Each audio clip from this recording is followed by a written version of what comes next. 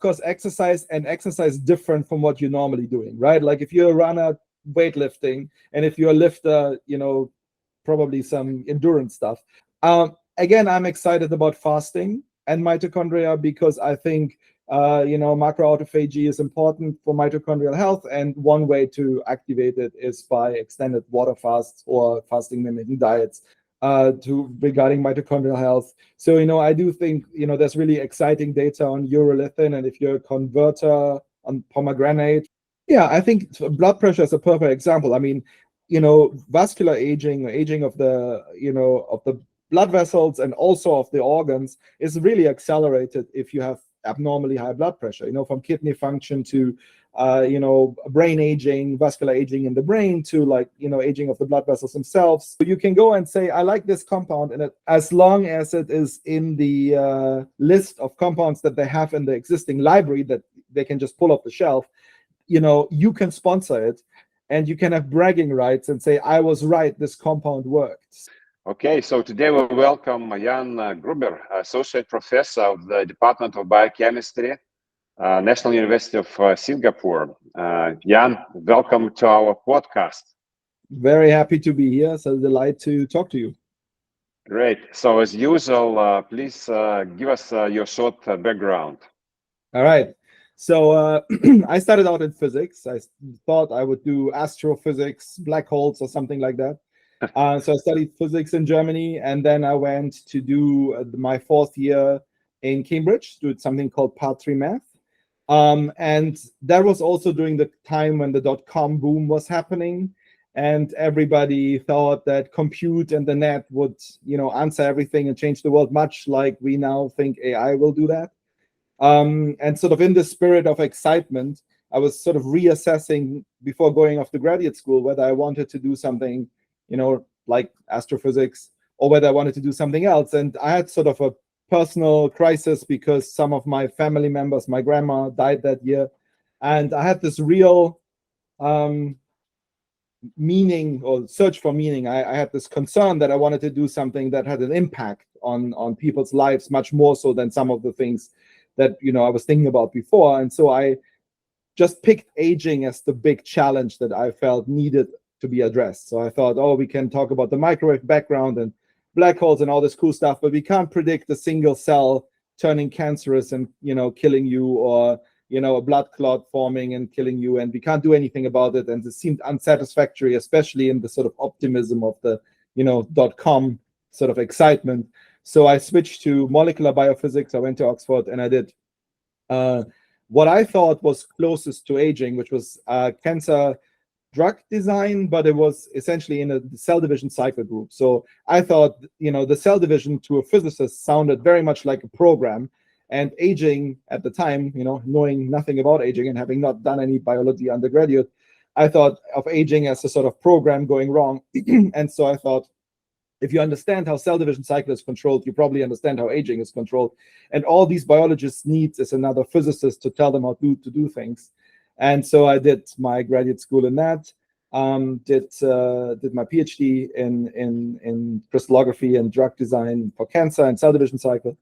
And then I went to Singapore and joined the lab of Barry Halliwell, who's very famous for free radicals and mitochondria in all sorts of medically relevant contexts. But I thought at the time, 2000, early 2000s, that free radicals and oxidative damage were really the key to aging. So I went to Singapore to work with Barry on free radicals, and I built some markers for oxidative damage. And then I started a project on nematode worms, on models of aging, invertebrate models of aging.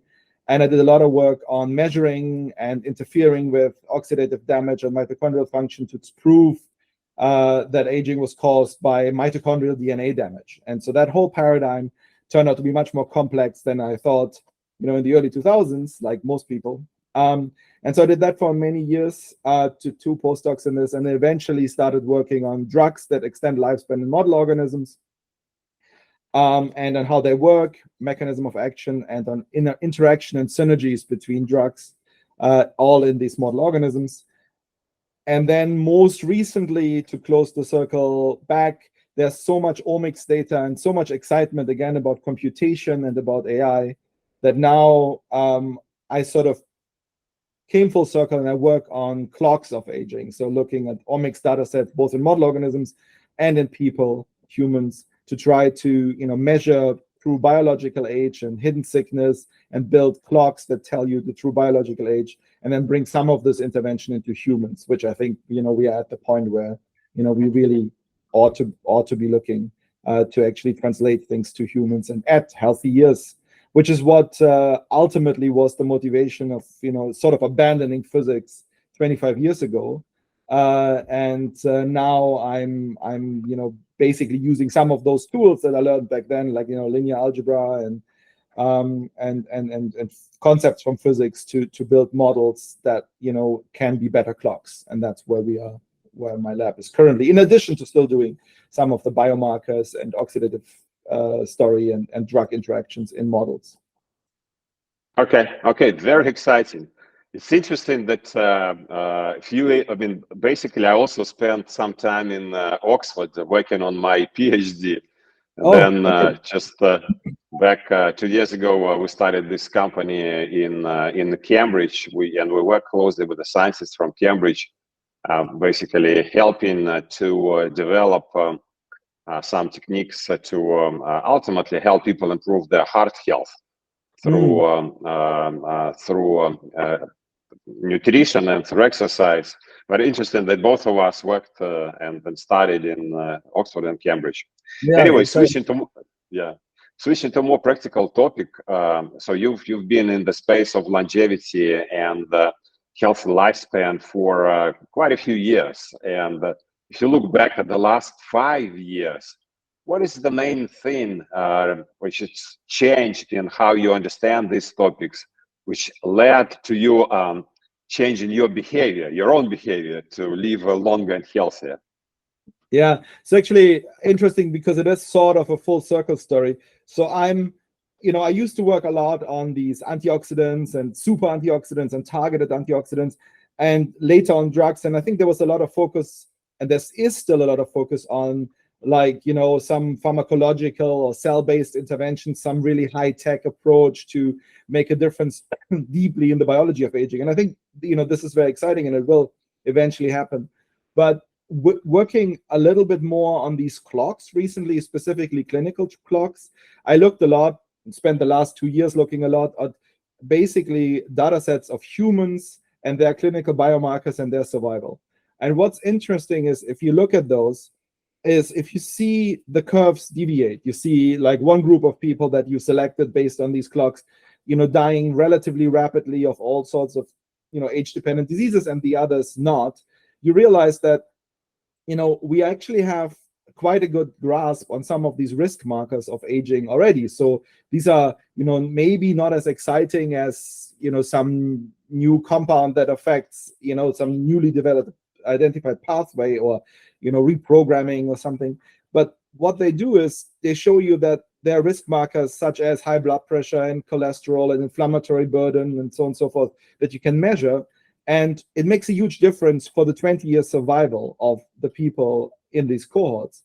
And so on a personal level, looking at this, I've become much more proactive about modulating those risk markers in myself. So I'm like, we have this term early and proactive. I feel we need to be much more aggressive and early and proactive about modulating risk markers of aging that are well understood, like cardiovascular aging, risk markers like, blood pressure, cholesterol, glucose control, also obesity, all of these things. And as you get older, these sort of start drifting a little bit, and they go from optimal to, high normal. And a lot of, doctors will turn around and say, well, it's normal at your age that things aren't quite perfect anymore. Maybe try some, better exercise and lose some weight, and then I see you in 6 months. And sort of looking at these long-term trajectories on a personal level, I'm much more proactive now about this. And I feel that some of this narrative of where we say, oh, at your age, not being quite optimal is okay, and don't worry about it too much and try to do something mild and gentle, is probably the wrong way to think about it. I think we need to, look at these things as warning signs before they become disease and aggressively steer the other way with all of these things, with exercise and diet, but also with medication and supplements. And so for me personally, I've done a lot more health screening and like applied my own models and other people's clocks and looked at this and, you know, tried to put a program together that very directly impacts these risk markers. Because the you know, sometimes when I give a talk, you know, the joke at the end or the punchline at the end is, you know, first don't die, right? Like, you know, while it would be great to modulate fundamental aging rate and, you know, add significant health span to people by modulating aging per se, we know very clearly that there are things that make it much more likely that you will be diseased or dead in 10 years if you're 50 or 60. And we should first make sure that those things are not just vaguely okay, but as optimal as we can make them.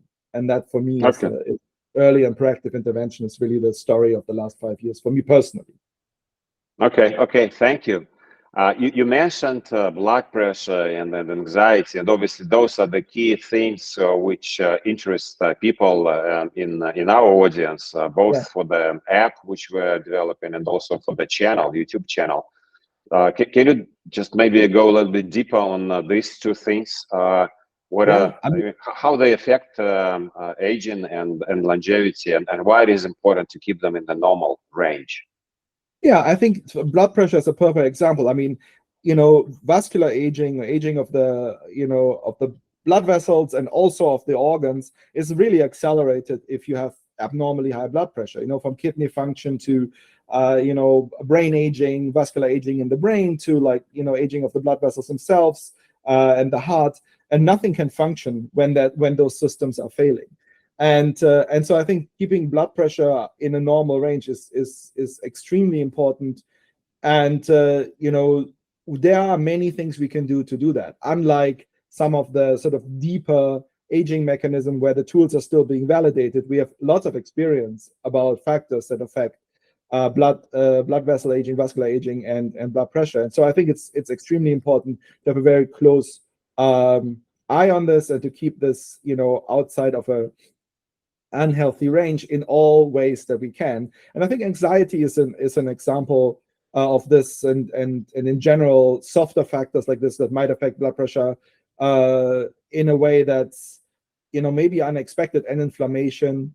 So for instance, having problems with sleep can affect blood pressure, and of course, mood and anxiety can affect, you know, sleep as well. So I think these are all complexes that are well connected. I would say, of course, ultimately, you know, if blood pressure is high and all the other interventions can't normalize it, then it is time to think about, you know, medical interventions, you know, ACE inhibitors and blood pressure lowering medication.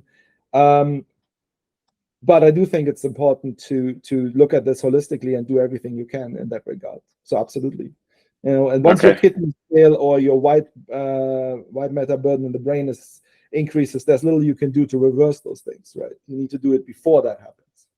Yeah, I think it is a very important comment, and thank you for sharing this. Switching gears a little bit, I know that you delivered an exciting topic which got quite a lot of traction on the internet. It was a presentation which you did about 8 months ago, and then the topic, I think, is called "The Myths and the Truth of Anti-Aging Supplements." I know that you can't really compress the presentation into a short question, but still, I will give it a shot. So can you share with us the key points from that talk which you delivered? I mean, I think the key take-home message I wanted to get across is that there's sort of, and I think actually Peter Fedishev recently had a tweet on this. There are two different failure modes in the field. One is that people say, well, aging can't be modulated, it's fate, it's all, like, you know, in your genes, it's hardwired, you can't do anything about it, and therefore you might as well not care. And the other one is it's essentially fixed by those supplements, you know, join those programs, and, you know, it's all fine, you know, we already solved the problem. And I think both is untrue.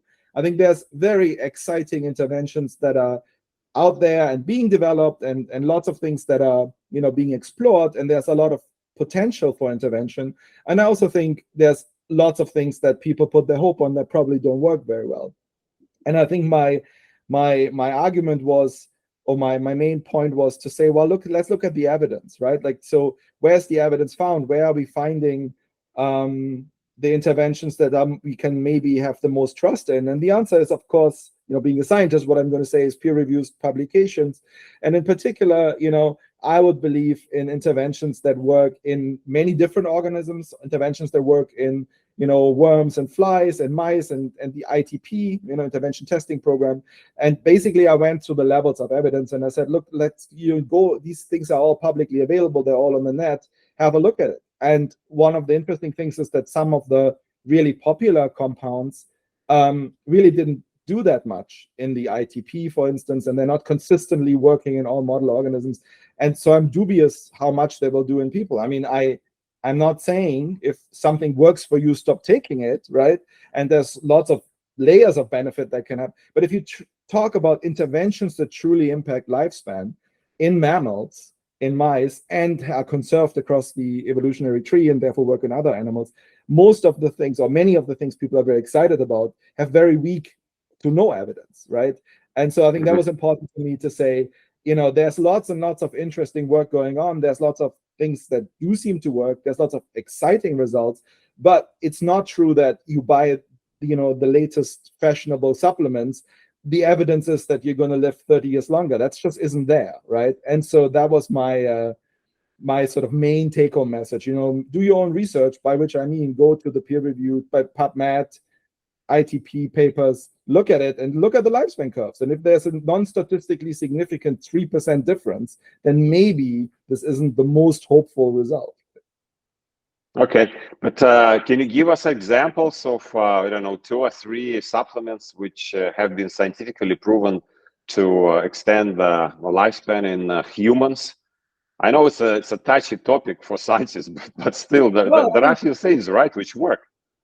Well, I mean, so there are things that I think have a good chance of working, but the things I'm most excited about often are, basically drugs. They're repurposed drugs, right? I'm excited about rapamycin. Of course, it hasn't been shown in people, right? But the evidence is that it works in all the model organisms that we've looked at in so far. And I think that's an exciting result. I'm excited that in the ITP, some of the ACE inhibitors and anti-diabetic drugs are working, right, in the mice. Particularly, that's surprising and exciting because they don't tend to get heart disease, right? So, that's an interesting result. So those things I'm quite excited about. I don't know, supplement-wise. So, for instance, the evidence for NR, NAD booster, NMN is very ambiguous in the ITP. So I'm not sure about that. I mean, I'm not saying it doesn't do anything beneficial. I'm just saying I'm not sure it, extends lifespan per se. Acarbose, is one of those things, lowers your blood glucose. That there's pretty good evidence, right? So the things I'm most excited about personally is sort of repurposing interventions that have been developed to modify risks and diseases of aging, because I believe there's an overlap with the biology of aging, and therefore there's a chance of modulating aging. I mean, having said that, I'm interested in lithium and urolithin A and those things. I think in some of the astaxanthin, some of the polyphenols. Those are all really, I think, interesting compounds, right? But I think the evidence for lifespan in humans hasn't really been, not anywhere, right? So it requires more research. That's basically what you're saying. Some of these components have not been shown any positive kind of contribution, but some require more research. Right. Yeah, I mean, also there's a big difference. I mean, so for instance, there are trials that show that these compounds work in a specific disease or in a specific group to modify a marker, right? And there's lots of anecdotal evidence or correlative evidence that people feel benefits. All of that is valid. It's just, if the question is, am I going to become, a centenarian or live to 120 if I buy these supplements? Then the answer is, we haven't brought this evidence yet. And yes, we have to do the trials, right? And my bet with these things would be on repurposing some of the prescription drugs, but I am also following with great interest some of the supplements, right? There's not as much evidence, in part because there haven't been large randomized controls for most of these things, unlike for some of the medication that is actually originally developed for a specific disease or problem. Okay, got it. Thank you. Now, again, switching gears a little bit. So beyond the nutrition and supplements, what are other proven interventions which help humans to extend healthy lifespan? Yeah, I mean, the boring thing, of course, is the thing everybody says, and it's like, always the downer that there are the things that, your grandma already knew were true, right? Which means to get some exercise, eat your vegetables, and so on and so forth. So those things are, just a healthy lifestyle. And of course, again, coming back to the first don't die, I think if you are, very sedentary, very obese, and you smoke, then it doesn't matter what supplements you're taking, you're probably not going to maximize your potential lifespan, right? But having, let's just assume you do all the other things as well as you can. The next thing, as I said already, is I think modifying the risk markers. So if despite the fact, or maybe I don't want to judge, but let's just say your cholesterol isn't perfect, your LDL isn't perfect for some reason or another, then I think, yes, you can, use the medication that's available to lower it, and that's probably, beneficial. And again, it's a question to discuss with your GP. Just be proactive about maybe doing your reading there too. And then I really am a big fan of fasting. Okay. As a sort of intervention. I did a lot of versions of fasting: alternate day fasting, intermittent fasting, water fasts, prolonged diet, and so on and so forth.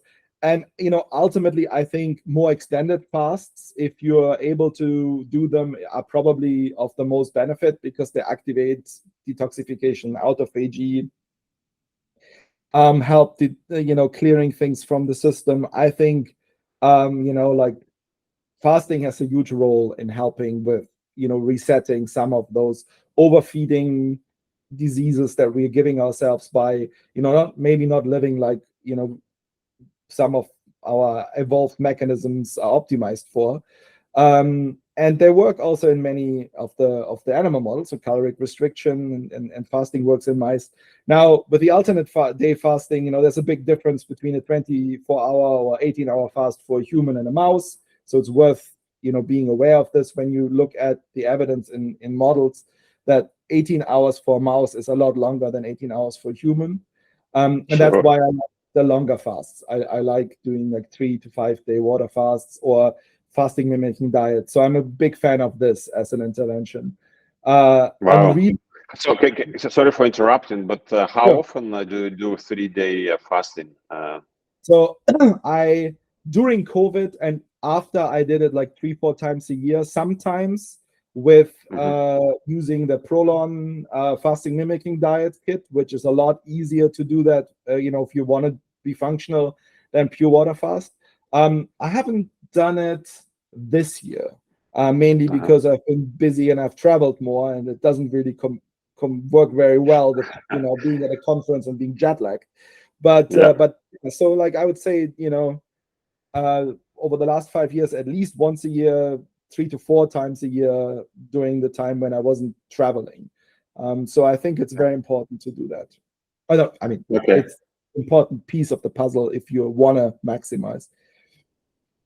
Okay, got it. Thank you.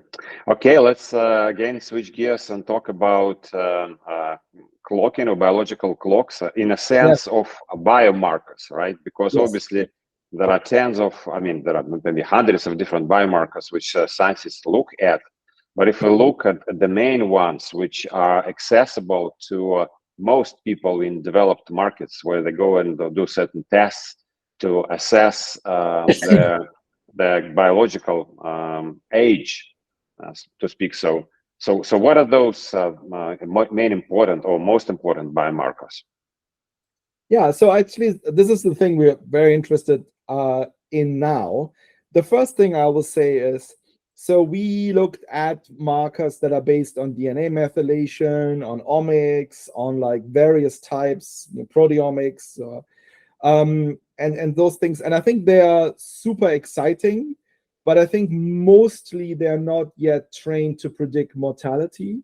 They're mostly trained on chronological age. And the reason for that is very straightforward. That's the data that's most readily available. It's very easy to get a large data set, let lots of people measure something, and then know their passport age. And then you train an algorithm that infers the passport age from the features that you're measuring. And because of omics usually producing very large numbers, thousands of features, and you need thousands or tens of thousands of people to fit those models, you need to have a large data set, and there are very few that have 20, 30-year mortality follow-up.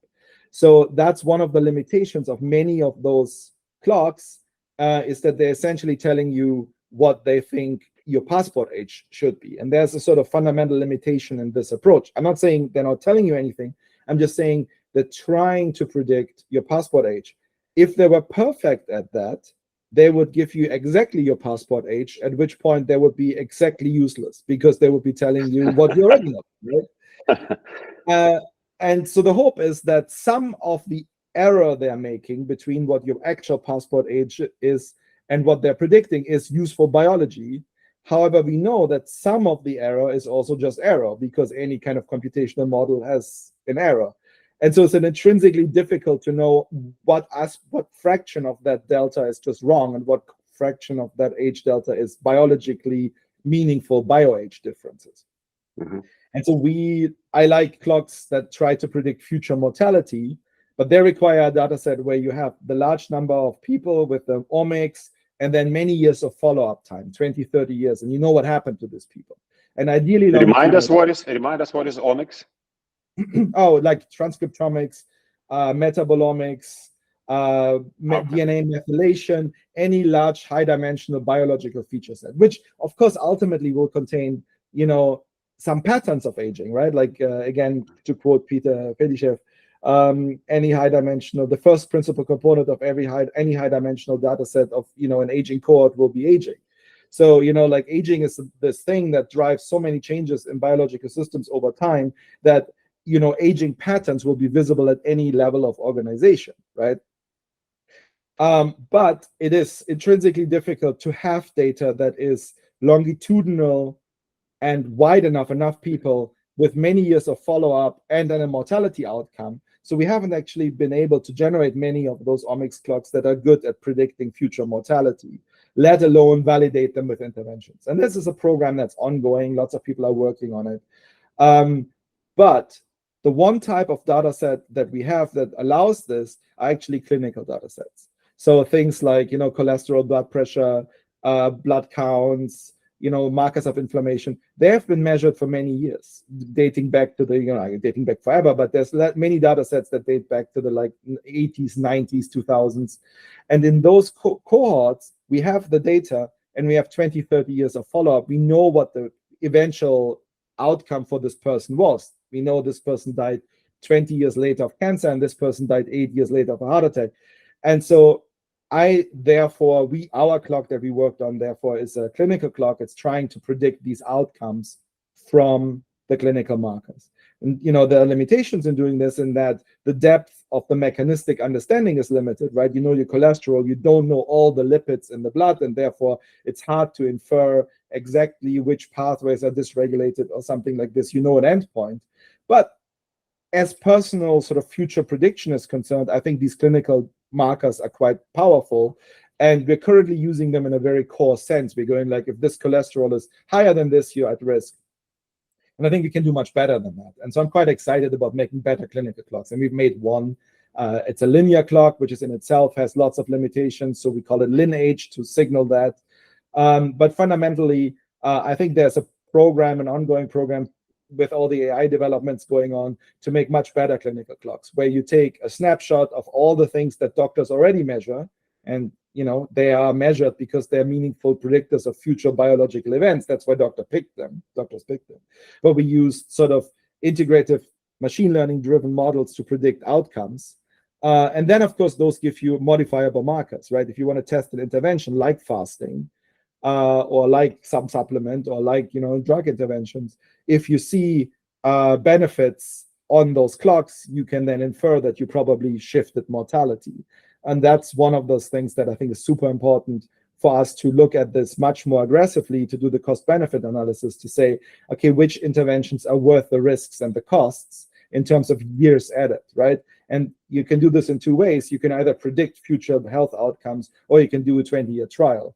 And clearly the prediction is the one that's going to be faster and cheaper to give people some confidence that the interventions that they're spending time and effort on will actually result in extended health span. Okay, makes sense. Jan, can we possibly ask you then after the podcast, share with us maybe one or two, I wouldn't say papers, but kind of popular reading materials which our users can look at and to learn more about this topic? Absolutely, absolutely. I'll send you. Because I will include it in the podcast notes, and Sure. I'm sure a lot of people will benefit from it. Yeah. Okay, thank you. Can I say one more thing about markers? Sorry? Yes. No, please go ahead.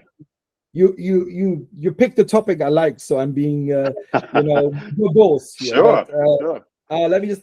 I think the other thing, which is super exciting and also something most people can do and contribute to, is actually you can call it quantified self or whatever you want to call it. But yes.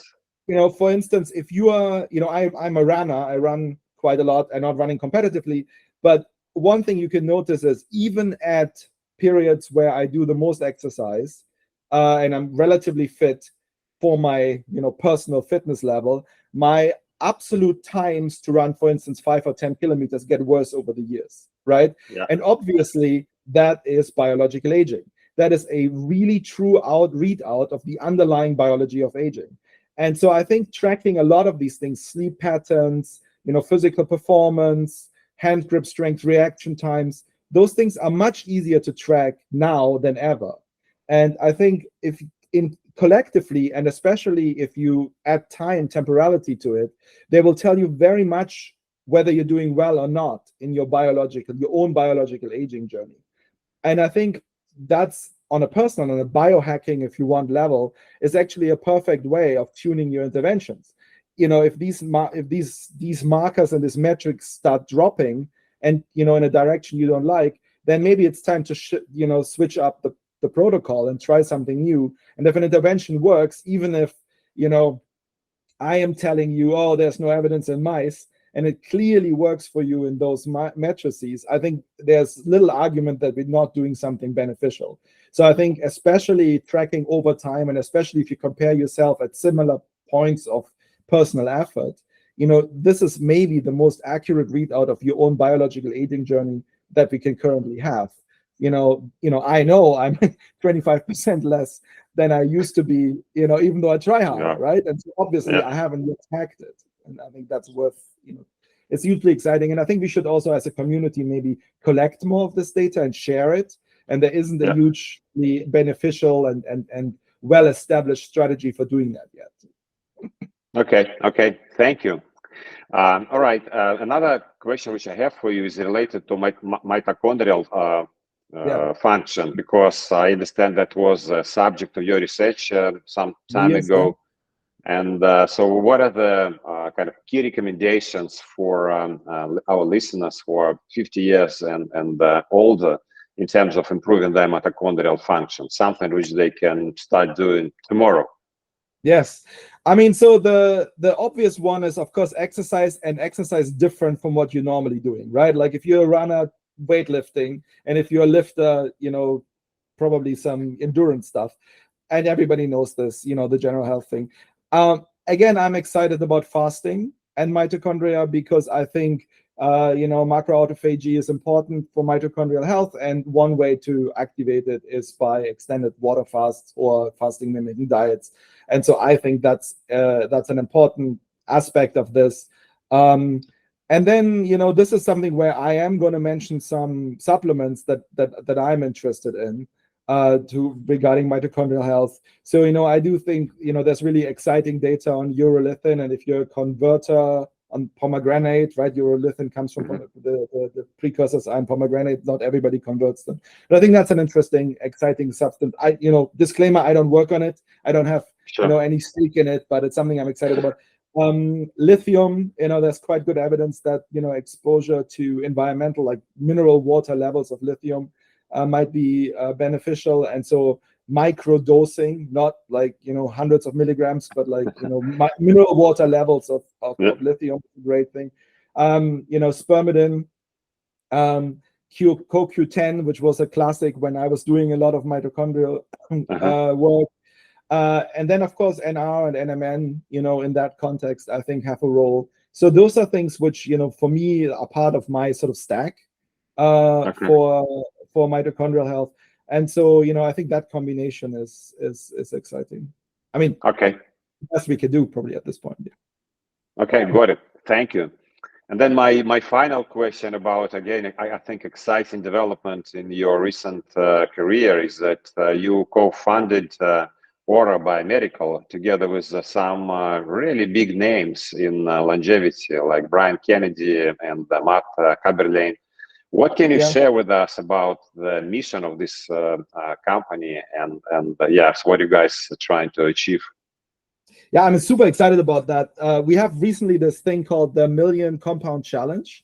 And so it's just like backstory, it's a drug screening for aging company. So the idea is to use the WormBot, which is a high throughput platform that Matt's lab developed, and C. elegans to do screening of compounds.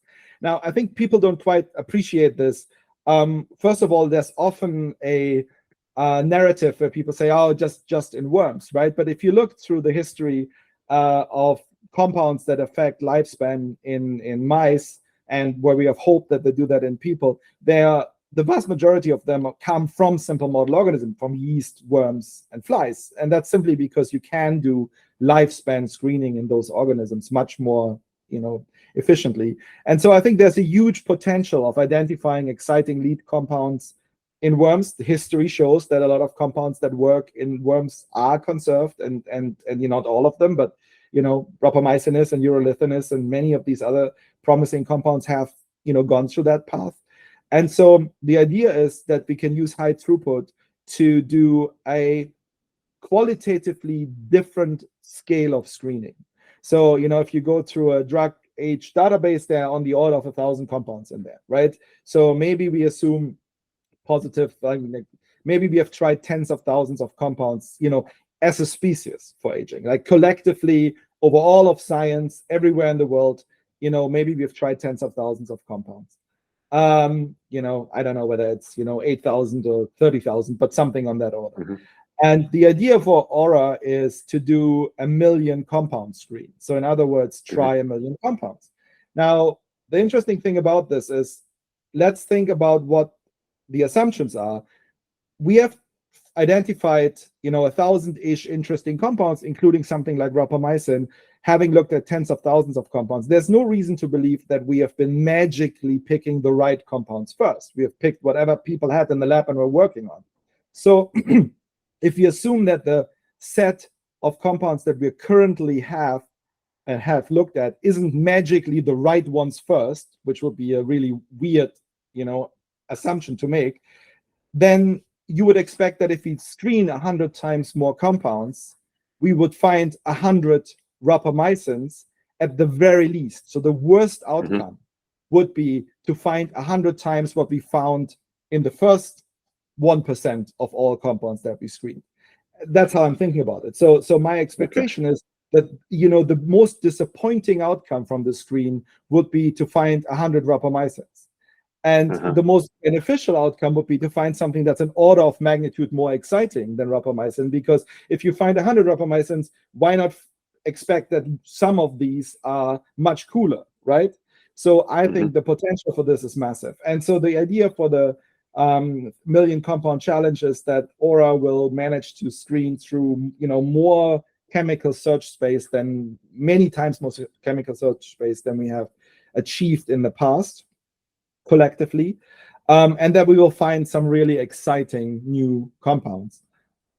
Adding to that is all of the image data that comes out of it will of course be kept. So this is a very large data set to mine for other phenotypes, like there will be other pharmacological effects that you can see in the behavior and size and body shape and whatever color of the animals and in disease models. So it's actually a really valuable data set in its own right.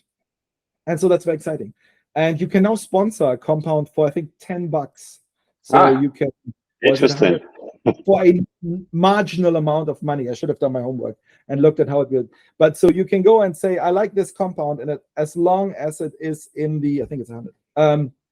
As long as it is in the list of compounds that they have in the existing library that they can just pull off the shelf, you can sponsor it, and you can have bragging rights and say, I was right, this compound worked. So that's completely impossible in the past to that, and that comes also with a scale, with the ability of doing this very large screens. We can say, okay, for a marginal amount of money, we screen the compound you care about. So okay, Jan, it's very exciting. I certainly wish you success in this enterprise. And again, please send us a link to this challenge, and maybe some of our listeners would love to participate in it and contribute to the research.